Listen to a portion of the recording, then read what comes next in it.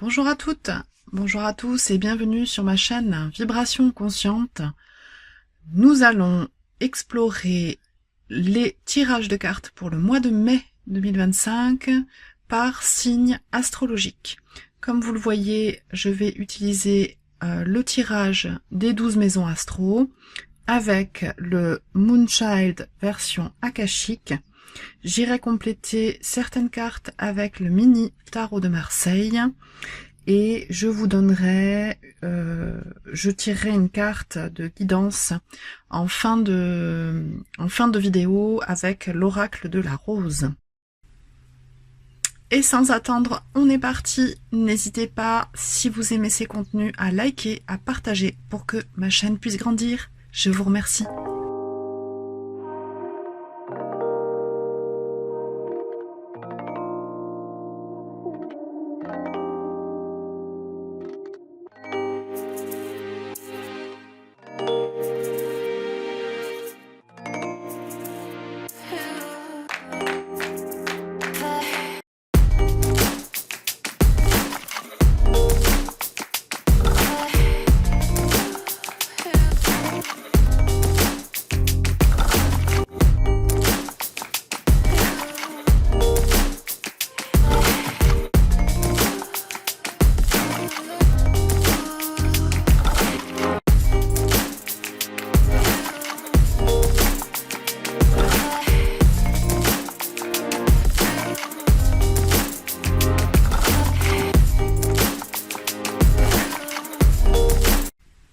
Bonjour les poissons et bienvenue sur votre tirage du mois de mai 2025.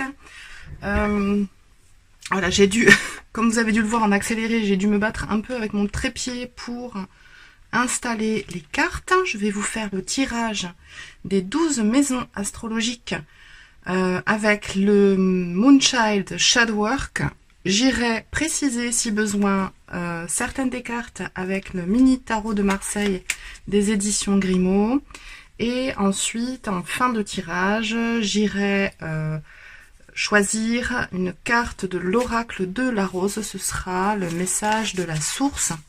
Donc, on commence tout de suite avec votre état d'esprit, votre humeur, votre énergie pour ce mois de mai 2025. Alors, nous avons, magnifique, le cavalier de denier en énergie principale. Alors, de mémoire, au même emplacement, ce sont les scorpions qui ont aussi le cavalier de denier dans leur état d'esprit.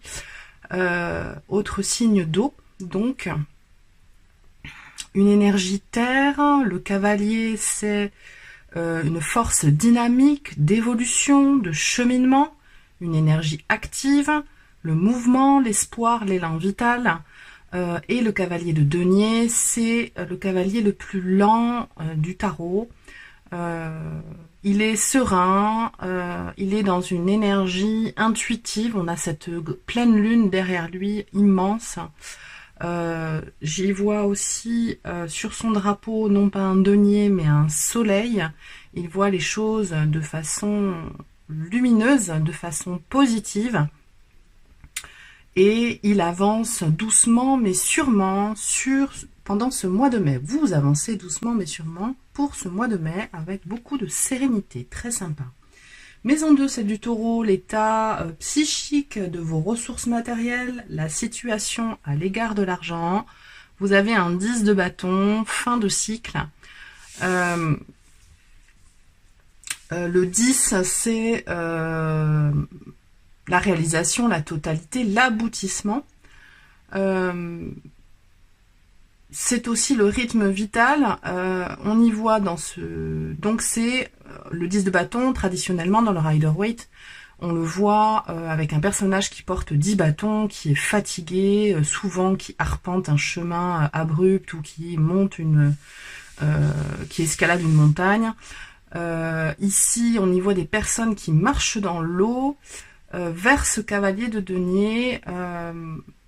Je pense qu'au niveau psychique ou au niveau matériel, vous êtes en fin de cycle, vous êtes fatigué, vous avez sans doute besoin de faire une pause. On va aller préciser avec le tarot, hop, le 2 de coupe, ouais.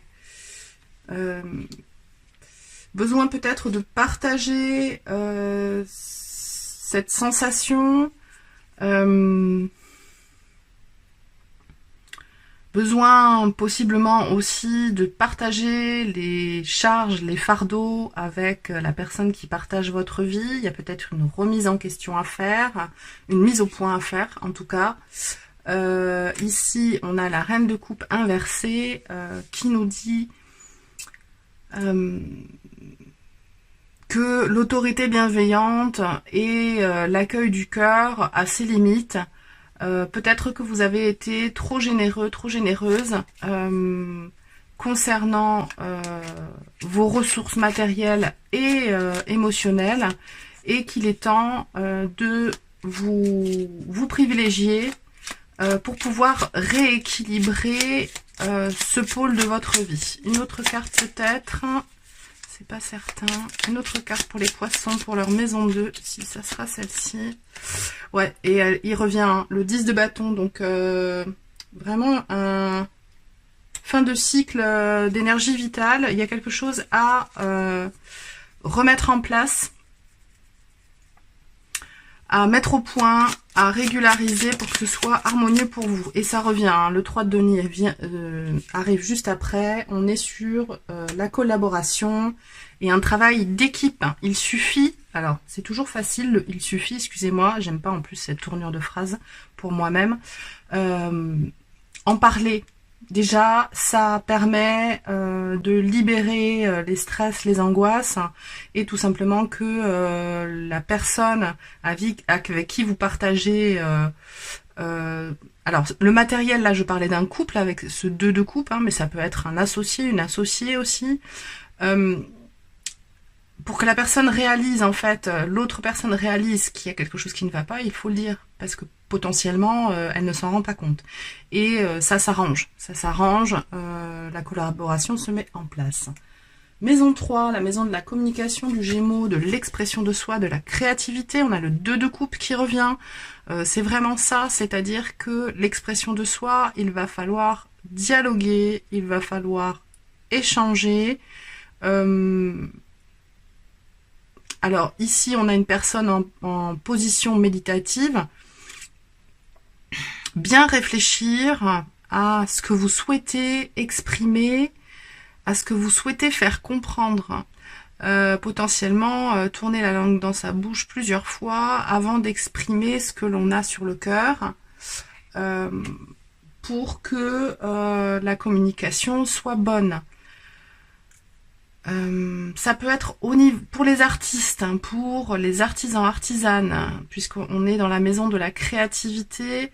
Il peut y avoir aussi, comment dire, des sentiments affectifs forts, des relations fortes qui vous permettent, qui vous donnent de l'énergie, qui vous donnent les émotions nécessaires pour pouvoir créer, pour pouvoir dessiner, pour pouvoir écrire, pour pouvoir organiser un projet. Voilà, le cœur est nourri, l'énergie est là, c'est un moment très créatif pour vous, les poissons, ce mois de mai. Vous pouvez mettre des choses en place. Dans la maison 4, la maison du cancer, le foyer, la famille, si vous avez vos parents, encore vos parents, c'est le parent du même sexe que vous, la relation que vous avez avec cette personne. Si vous êtes une femme, votre mère, si vous êtes un homme, votre père. Si vous êtes un homme avec beaucoup de yin, ça peut être votre mère. Si vous êtes une femme avec beaucoup de yang, ça peut être votre père. Vous adaptez en fonction de votre cas. On a ce très beau page de coupe. Le page, c'est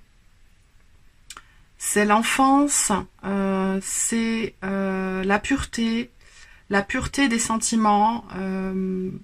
En plus de la pureté, c'est le commencement aussi. Hein, c'est le commencement d'un début d'un nouveau cycle, naissance d'une nouvelle façon de vivre ses émotions. C'est très positif, ça peut être des échanges avec ses enfants, comme je vous disais, ou des échanges plus apaisés avec votre ascendant. Ce que j'y vois aussi, c'est une notion de purification, un petit peu comme dans la maison 2 avec ce 2 de coupe et dans la maison 3 avec ce 3 de coupe. Hein, je vous l'ai pas dit, mais ce personnage, en fait, elle est en tailleur dans l'eau qui se déverse via cette cascade. Il y a une notion de purification dans la maison, donc la maison du taureau, les ressources matérielles, la maison du gémeaux, l'expression de soi, la communication, et dans la maison 4, la maison la plus yin, celle du cancer, de la famille, du foyer. Voilà. Purification nécessaire. Je vais prendre un message supplémentaire avec ce page de coupe pour vous les poissons pour le mois de mai 2025. Un message supplémentaire. Hop là, pour les poissons. Magnifique. 9 de coupe. Donc une grande joie. La plénitude dans la joie. Il y a vraiment quelque chose de très serein au niveau du foyer, de la famille. Là, hein. Donc c'est aussi le transgénérationnel ici. Donc il y a, suite à cette purification, il y a quelque chose qui se décristallise, qui se déprogramme au niveau du transgénérationnel. Donc ça, c'est très positif. Maison 5, la maison la plus yang, celle du lion, guérison de l'enfant intérieur, vie affective, potentiellement... ça peut être la créativité aussi, comme la maison du Gémeaux. C'est le fait de briller aussi. Hein. C'est l'astre qui correspond à la maison du Lion, c'est le soleil. Ici, on a ce merveilleux roi de coupe qui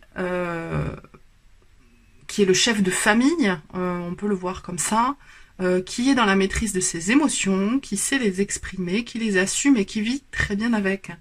Donc, cette purification au niveau matériel et au niveau de l'expression de soi permet ce bel équilibre au niveau familial et dans votre intériorité, dans votre vie affective, dans la maison du lion. Donc, équilibre yin-yang, très sympathique.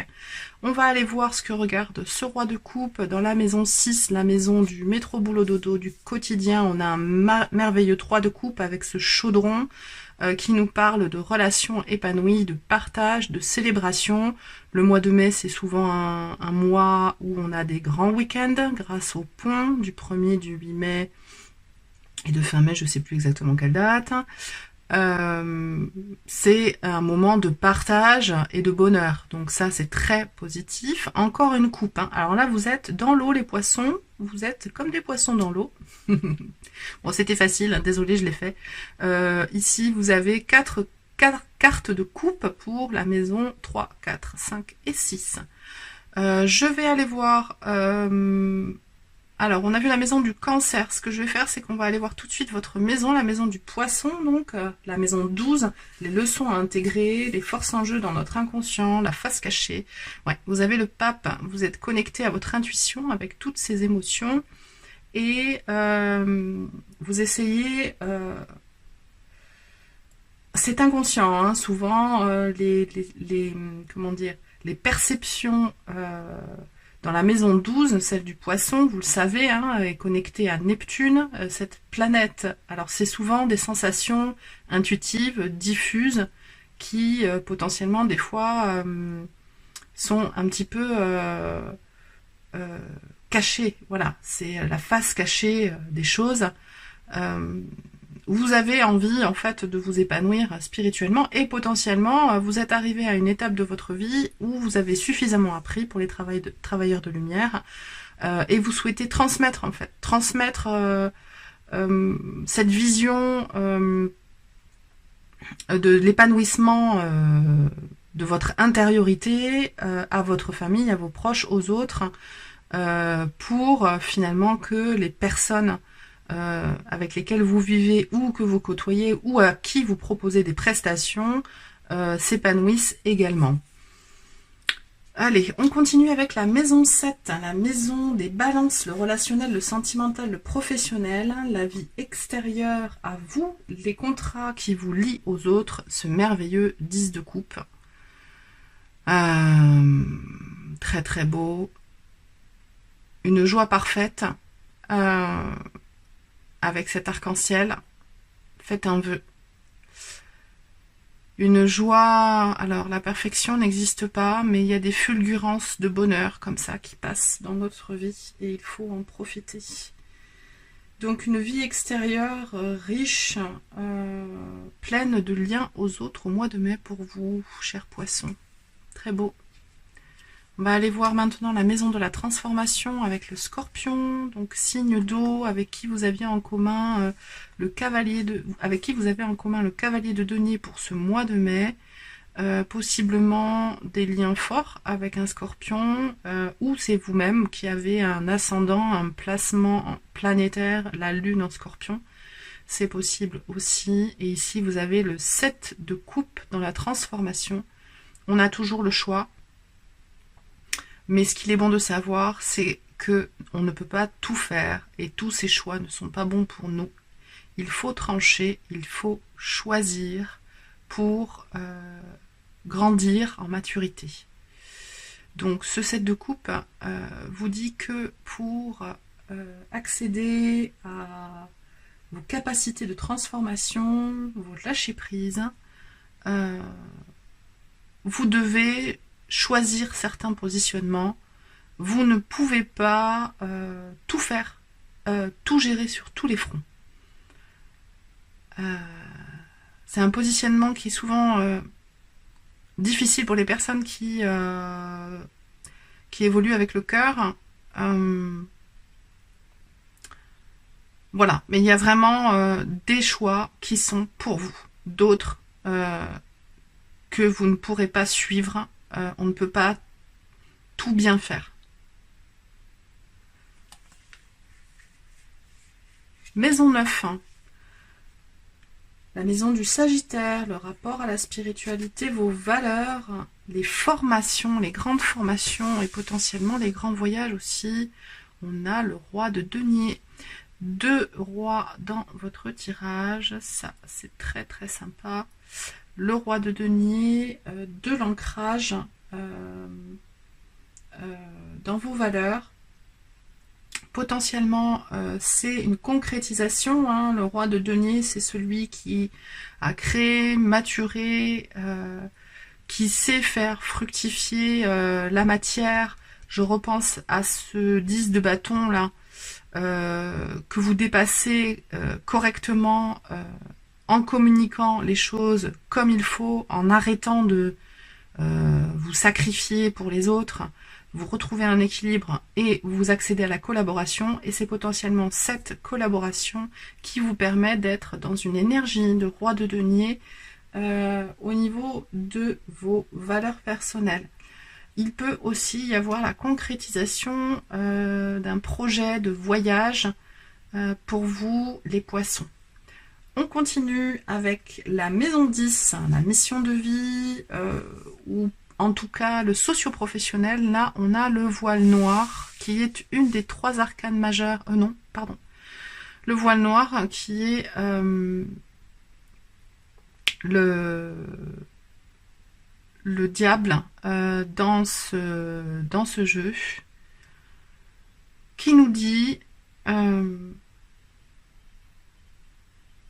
en tout cas, mission de vie, contribution au monde, ambition, ça peut être aussi l'ambition, le socio-pro, comme je vous disais, ça peut être le parent, votre père ou votre mère, donc c'est souvent le sexe opposé, sauf si vous êtes un homme avec beaucoup d'énergie féminine, alors là, ce sera le même, votre père, et si vous êtes une femme avec beaucoup d'énergie masculine, ce sera votre mère.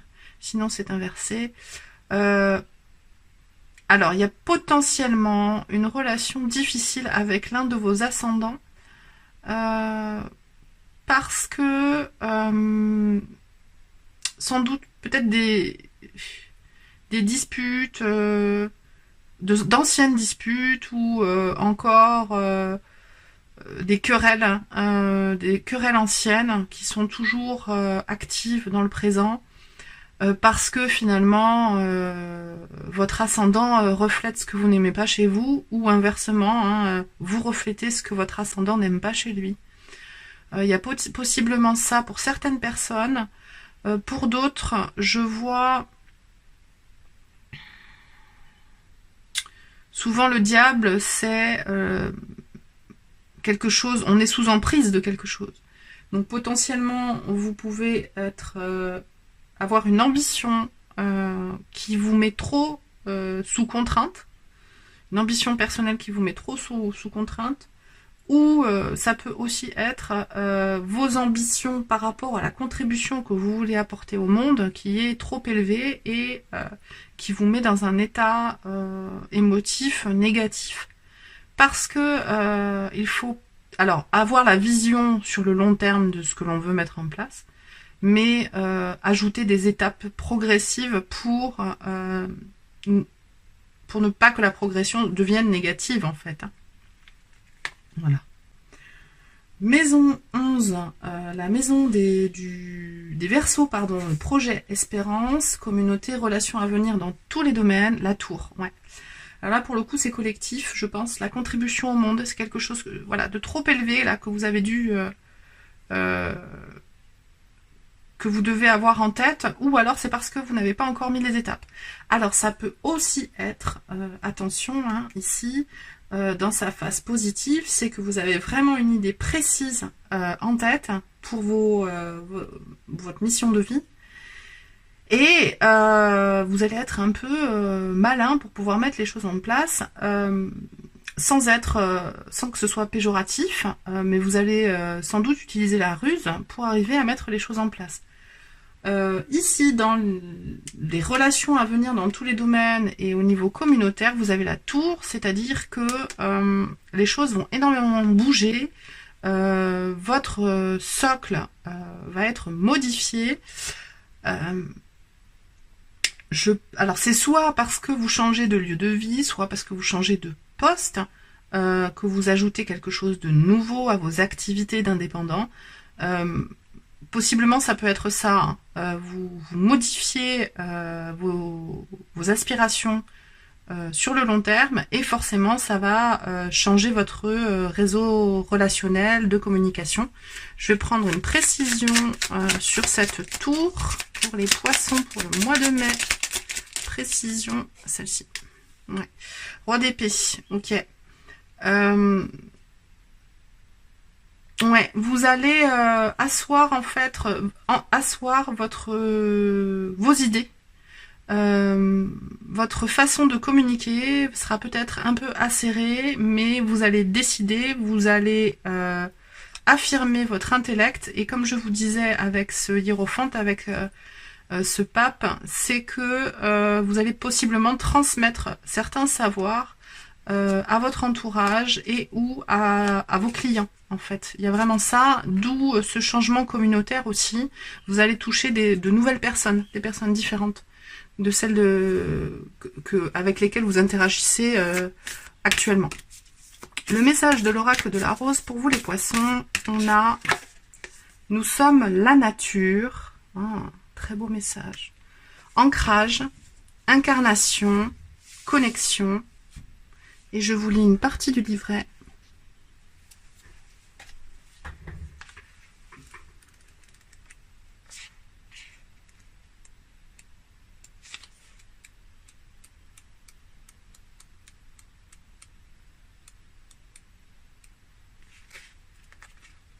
Hop, là je l'avais. Nous avons bâti un monde au sommet du monde. Si vous cherchez le mot nature dans un dictionnaire, vous trouverez une référence aux plantes, aux animaux et aux paysages en opposition aux humains. Nous parlons d'accéder à la nature ou de nous ancrer comme d'une obligation. Or, nous avons oublié que nous n'existons pas dans la nature, mais que nous faisons partie de la nature. Les traditions autochtones fondées sur les éléments terrestres ont toujours considéré que la planète et tous les êtres étaient interconnectés et sacrés, que les hommes ne faisaient qu'un avec la terre. Notre mère la rose nous appelle à revenir à elle et au sacré, à réintégrer la nature au cœur de notre vie quotidienne, à considérer que nous lui appartenons, à passer davantage de temps à interagir avec le monde naturel vivant. Quelle est votre relation avec la nature? Quelle est votre relation avec votre propre corps? Comment pouvez-vous vivre de manière plus stable? Le voile noir, hein. C'est toutes ces questions. Cette carte vous appelle à développer un lien plus profond avec la Terre, à passer du temps dans le monde naturel physique qui vous entoure, et à en prendre soin, et à vous positionner comme son gardien. Comment vous connecter plus profondément à la nature et à votre nature véritable? Comment revenir davantage à la terre? Et bien voilà les poissons, j'ai terminé votre guidance pour ce mois de mai.